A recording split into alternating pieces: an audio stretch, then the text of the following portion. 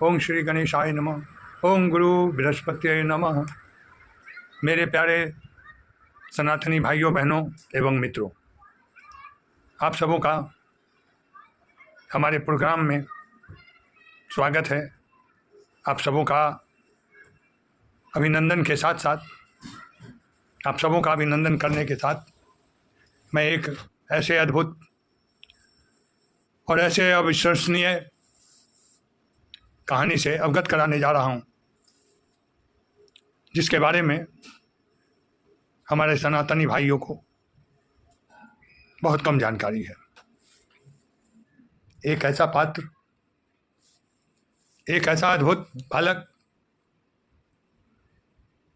जिसने अपनी बुद्धिमता से, अपनी बुद्धिमानी से मृत्यु पर विजय पाया, आज उस सच्ची कहानी से आप सबों को अवगत कराने जा रहा हूं। मेरा प्रोग्राम आप सबों को पसंद आएगा, पसंद आवे तो मेरा स्वागत कीजिएगा, धन्यवाद दीजिएगा। तो मेरे प्यारे मित्रों, भाइयों बहनों, ये कहानी प्राचीन ही नहीं, अति प्राचीन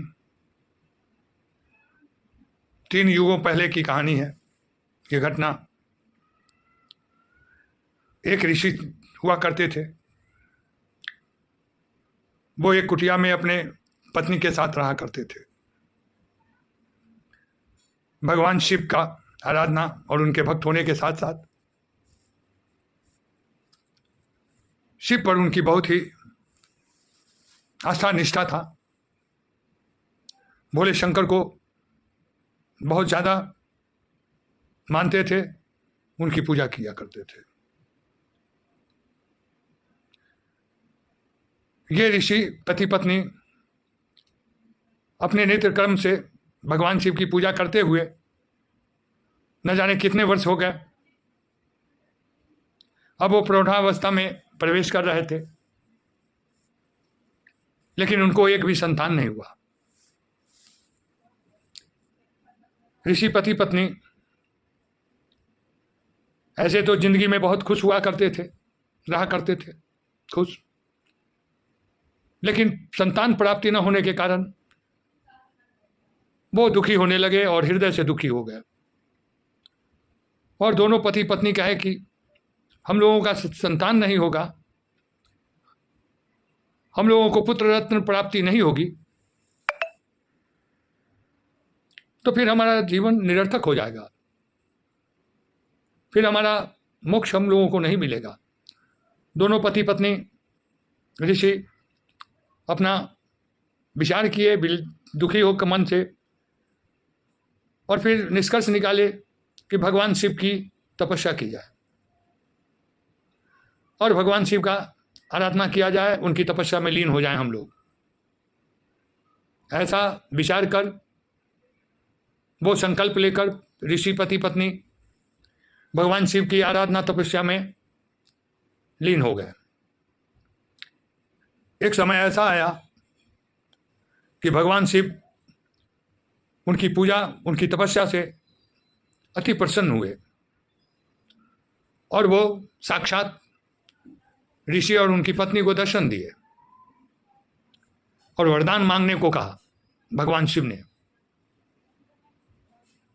ये सुन ऋषि और उनकी पत्नी दोनों बहुत प्रसन्न हुए और भगवान शिव को हाथ जोड़कर प्रार्थना किया कि हे प्रभु, हम लोगों को जिंदगी में और कोई चीज़ की लालसा नहीं है, सिर्फ एक लालसा है कि हमें पुत्र रत्न प्राप्ति हो, हमें संतान हो। भगवान शिव ने कहा कि देखो, तुम्हारे भाग्य में संतान प्राप्ति नहीं लिखा हुआ है,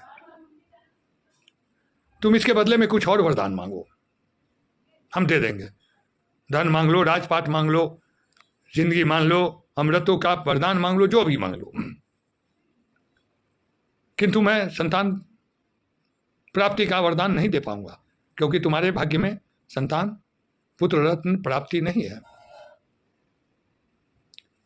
ये सुन ऋषि और उनकी दोनों पति पत्नी व्याकुल हो उठे और भगवान शिव से हाथ जोड़कर प्रार्थना की कि हे प्रभु, जिस उद्देश्य से मैंने आपकी पूजा की, तपस्या किया, जब उसका फल ही नहीं मिलेगा तो फिर हमको ये जिंदगी भी नहीं चाहिए। और विलाप करने लगे।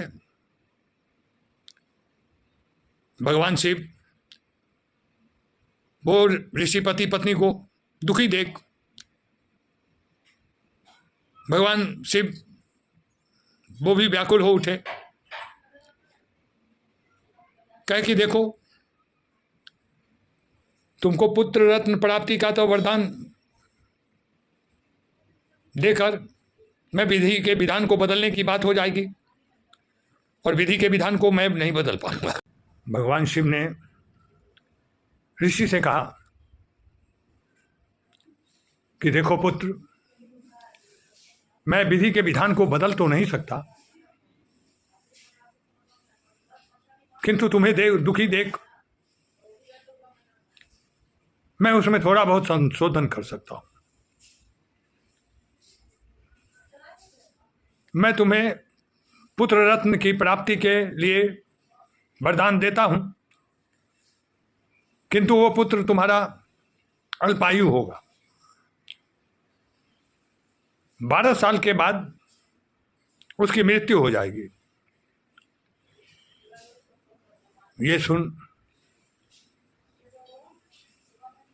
ऋषि पति पत्नी बहुत दुखी हुए। फिर उन्होंने आपस में विचार कर कहा कि बिना पुत्र रत्न प्राप्ति हुए मरने से अच्छा है कम से कम संतान प्राप्ति हो जाए, पुत्र प्राप्ति हो जाए। कम से कम ये तो कोई नहीं कहेगा कि इसको बच्चा नहीं हुआ, इसको संतान नहीं हुआ, ये बांझ है। फिर भगवान शिव से ऋषि और ऋषि की पत्नी ने कहा कि प्रभु मुझे दे दीजिए संतान का वरदान, मुझे पुत्र रत्न प्राप्ति चाहिए। वो 12 वर्ष जिएगा, मुझे मंजूर है। कम से कम संतान तो हमारा होगा कि मैं संतान प्राप्ति के साथ मरा हूं, बांझ नहीं हूं। भगवान शिव ने कहा तुम्हें मैं पुत्र रत्न प्राप्ति का वरदान तो देता हूं, लेकिन वो पुत्र कैसा चाहिए? धनवान चाहिए, वीर चाहिए या बुद्धिमान चाहिए? ऋषि भगवान शिव से कहे कि प्रभु मुझे एक क्षण का मोहलत दिया जाए, मैं अपनी पत्नी से विचार विमर्श कर लेता हूँ। फिर ये दोनों ऋषि और अपनी पत्नी से विचार किए कि इस तीनों में से कौन सा पुत्र हमको चाहिए। धनवान देंगे तो खाली धन दौलत में ही रहेगा, धन दौलत लेके क्या करेंगे। अगर वीर पुत्र चाहते हैं तो हमेशा मार पीट लड़ाई युद्ध में ही रहेगा, फिर हमको उसको क्या करेंगे। तो बुद्धिमान पुत्र चाहिए, वो हमारे करीब भी रहेगा, अपना विद्याधन भी करेगा और हम लोग उसको जी भर के प्यार करेंगे 12 वर्ष। फिर ऋषि और उनकी पत्नी दोनों ने भगवान शिव से हाथ जोड़कर प्रार्थना किया कि हे प्रभु मुझे बुद्धिमान पुत्र चाहिए। भगवान शिव ने तथास्तु करके वरदान दे दिया। कहा तुम्हें बुद्धिमान पुत्र रत्न की प्राप्ति होगी और ये बालक बहुत ही बुद्धिमान होगा, लेकिन आयु इसकी मात्र 12 वर्ष का होगा। फिर भगवान शिव वरदान देकर अंतर्ध्यान हो गए। एक समय आया, ऋषि के पत्नी के गर्भ से एक अद्भुत बालक का जन्म होता है और वो बहुत छोटे से उम्र में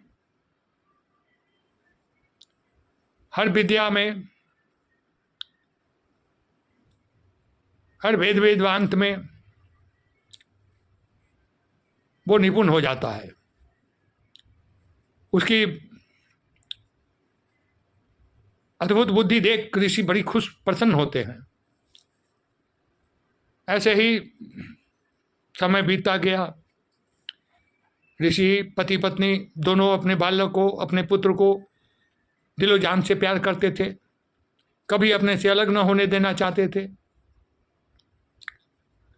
11 वर्ष पूरा होने पर एक दिन ऋषि पति पत्नी दोनों एकांत में बैठकर विलाप कर रहे थे। दुखी मन से विलाप कर रो रहे थे। उसी समय वो बालक आया और अपने माता पिता को विलाप और दुखी देख और रोते हुए देख व्याकुल हो उठा और पूछने लगा कि बात क्या है। बालक अपने माता पिता को दुखी देख, रोते हुए देख, बिलखते हुए देख व्याकुल हो जाता है। वो अपने माता पिता से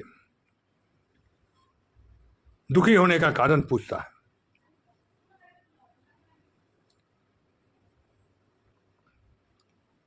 उसके माता पिता टालने की कोशिश करते हैं, कहते हैं ऐसा कुछ नहीं, ऐसा ही मन दुखी हो गया, रो रहा हूं। बालक हट करता है और जिद पर अड़ जाता है कि नहीं, तुम सच्चाई बताओ, सच्चाई तुम छुपा रही हो। उसकी माता ने कहा नहीं बेटा, ऐसी कोई बात नहीं है। किंतु बालक अपने जिद पे अड़ा रहता है और उसने अपना सौगंध दे दिया माता पिता को कि मुझे सच्चाई बताओ, मैं जानना चाहता हूं तुम्हारे रोने का कारण, तुम्हारे दुखी होने का कारण, तुम्हारे बिलखने का, विलाप करने का कारण। मुझे सच्चाई बताओ। पुत्र का सौगंध देख, बालक का हक देख, उसके जिद के आगे ऋषि और उनकी पत्नी झुक जाते हैं और सच्चाई बयान कर देते हैं कि हम लोगों को नसीब में, हमारे भाग्य में विधाता ने पुत्र रत्न प्राप्ति नहीं लिखा था, किंतु हम लोगों ने, हम और तुम्हारी माँ दोनों मिलकर भगवान शिव की आराधना और तपस्या किया। भगवान शिव प्रसन्न होकर साक्षात्कार दर्शन दिए, अपना वरदान मांगने को कहे। तुम हम लोगों ने पुत्र रत्न की इच्छा बताई। भगवान शिव ने कहा तुम्हारे भाग्य में संतान न होने का योग है। मैं विधि के विधान को बदल तो नहीं सकता, किंतु उसमें थोड़ा संशोधन कर सकता हूं। मैं तुम्हें पुत्र रत्न की प्राप्ति का वरदान देता हूं, किंतु वो तुम्हारा पुत्र अल्पायु होगा। 12 वर्ष की आयु में उसकी मृत्यु हो जाएगी। 11 वर्ष हो गए,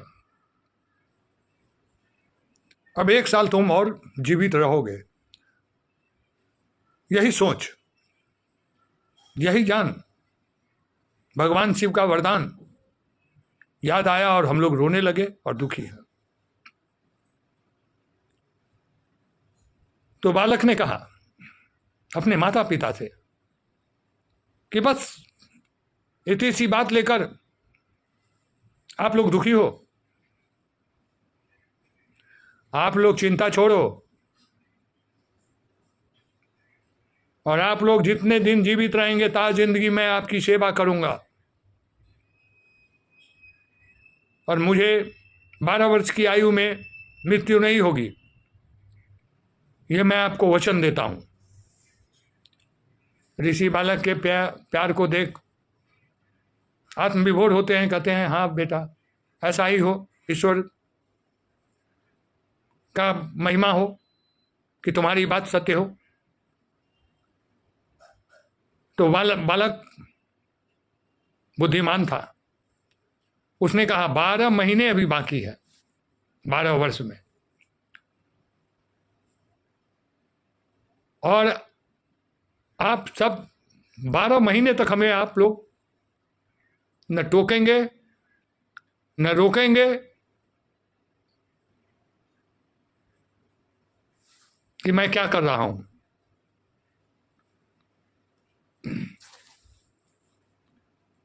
आपका पुत्र कभी मरेगा नहीं, ता जिंदगी आप दोनों का सेवा करेगा।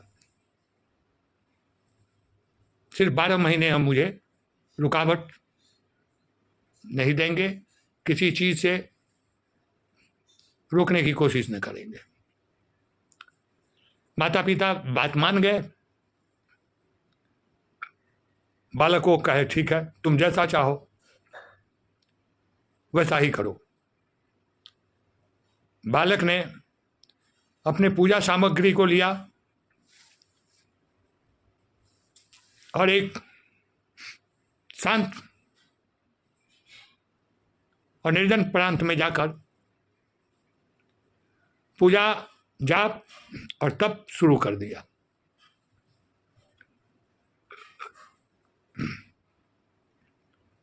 और वो बालक भगवान शिव का महामृत्युंजय जाप का आराधना शुरू कर दिया। पूरे तन्मयता के साथ, पूरे शुद्धता के साथ, पूरे हृदय से वो बालक महामृत्युंजय जाप की आराधना शुरू कर देता है। ठीक 12 वर्ष पूरा होता है। धर्मराज यमराज उसके प्राण हरने आते हैं। यमराज का ब्रह्मास्त्र इस बालक की ओर फेंकते हैं। ठीक उसी समय भगवान शिव का त्रिशूल कैलाश से उड़ते हुए आता है और यमराज के ब्रह्मास्त्र को काट देता है।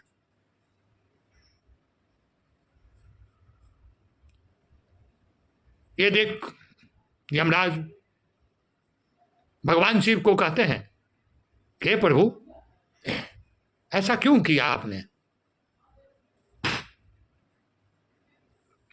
तो भगवान शिव ने कहा यमराज धर्मराज इस बालक के तुम प्राण नहीं हर सकते। अब इसकी मृत्यु नहीं हो सकती। यह मृत्यु पर विजय पा चुका है। महामृत्युंजय जाप कर यह मृत्यु पर विजय पा चुका है। यह अमर हो गया, इसलिए अब तुम इसके प्राण नहीं हर सकते। धर्मराज को अपने भूल पर पछतावा होता है। वो भगवान शिव से क्षमा मांगकर चल देते हैं। धर्मराज भगवान शिव से क्षमा मांगकर चल देते हैं और उस बालक को भगवान शिव उठाकर गले लगा लेते हैं। फिर उस बालक के ऋषि पिता और उनकी माता आते हैं और गले लगा लेते हैं। और जैसा बालक ने कहा कि ता जिंदगी पूरे उम्र में अपने माता पिता का सेवा करूंगा, उसने सेवा किया और उसने जो अपने माता पिता को वचन दिया कि मुझे मृत्यु नहीं होगी, वो वचन पूरा किया और उसने मृत्यु पर विजय पाया। और इसी समय से महामृत्युंजय जाप प्रभाव में आया और तब से लोग महामृत्युंजय जाप प्रभाव में आया और हमारे सनातनी भाई बहनों, माता पिता युग युगांतरों से इस जाप के महत्व को समझा और इस जाप का आराधना शुरू किया भोलेनाथ का। तो मेरे प्यारे भाइयों बहनों एवं प्यारे मित्रों, ये अद्भुत बालक जिसने अपनी बुद्धिमत्ता से अमृतत्व का वरदान पाया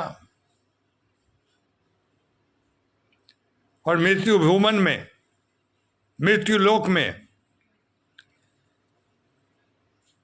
देव दानव मनुष्य सबों ने जन्म लिया है और सबों ने मृत्यु को प्राप्त किया है, सबों की मृत्यु हुई है,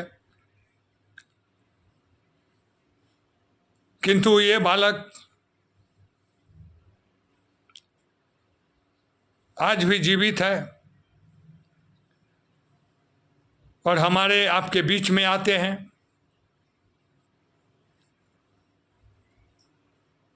हम लोगों को दिव्य दृष्टि न होने के कारण उनको पहचान नहीं पाते हैं। तो मेरे सनातनी भाइयों बहनों एवं मित्रों, आप जानना चाहेंगे कि ये बालक कौन था,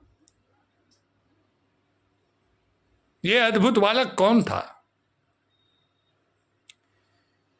ये और कोई नहीं, ये अद्भुत बालक ऋषि महर्षि मार्कंडेय ऋषि थे,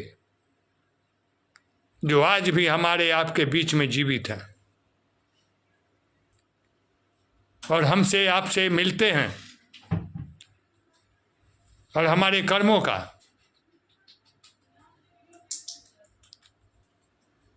वो आशीर्वाद दे देते हैं।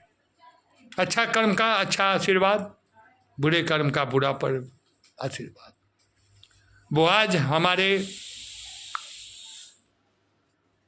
शिव मंदिर में आकर पूजा भी किया करते हैं।